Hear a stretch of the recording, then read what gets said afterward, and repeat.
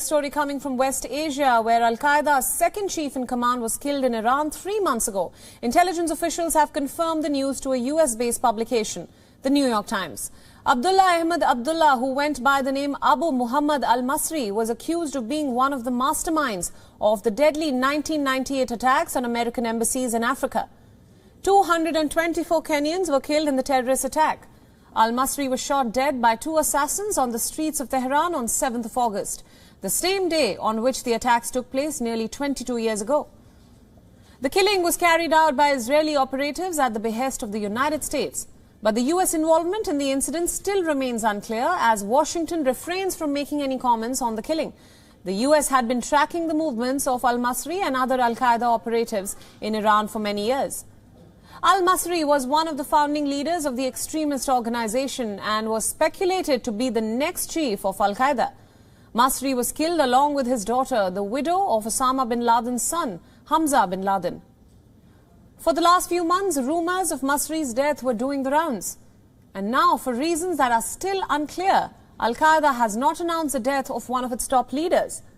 Meanwhile, Iranian officials are covering it up, and no country has publicly claimed responsibility for the attack.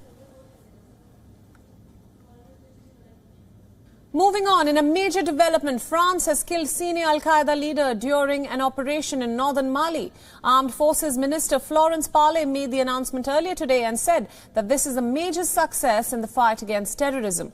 The former Malian army colonel, also known as Bamoussa Diarra, was a right-hand man of Iyad al-Ghali, the leader of Mali's most prominent jihadi group, the JNIM.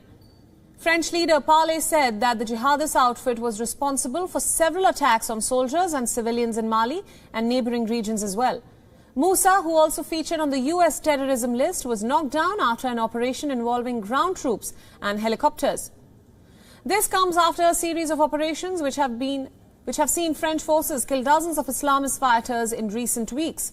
Now, weeks ago, the French government carried out a similar operation in which its forces had killed more than 50 jihadists which were aligned to the Al-Qaeda. The French government carried out airstrikes in central Mali in an area near the borders of Burkina Faso and Niger. This area was where the government troops are struggling to rout an Islamic insurgency attempt.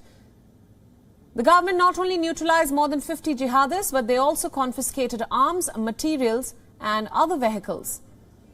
French leader of armed forces has said that the anti-jihadist operation has marked a significant blow to the Ansar al-Islam group, which she said was linked to the Al-Qaeda through the GSIM alliance led by Iyad al-Ghali. Mali has been struggling to contain a brutal jihadist insurgency attempt which first emerged in the north of the country in 2012, overtaking a rebellion by mostly ethnic Tuareg separatists. Frustration over the seemingly endless conflict contributed to mass protests against President Ibrahim Boubacar Keita this year, which led to him ousting in a military coup on August 18th.